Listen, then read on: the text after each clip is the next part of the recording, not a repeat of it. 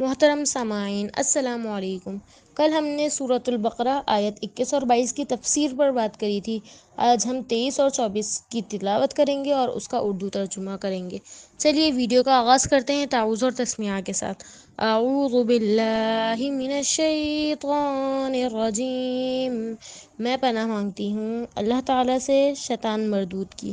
بسم اللہ الرحمن الرحیم، شروع اللہ کے نام سے جو بڑا مہربان نہایت رحم فرمانے والا ہے۔ وَإِن كُنتُمْ فِي رَيْبٍ مِّمَّا نَزَّلْنَا عَلَىٰ عَبْدِنَا فَأْتُوا بِسُورَةٍ مِّن مِّثْلِهِ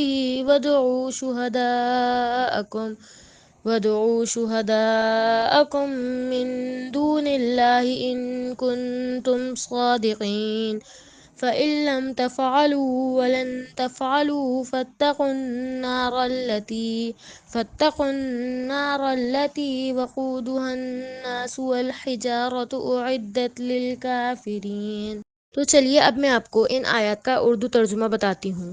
ہم نے جو کچھ اپنے بندے پر اتارا ہے، اس میں اگر تمہیں شک ہو اور تم سچے ہو تو اس جیسی ایک صورت تو بنا لو۔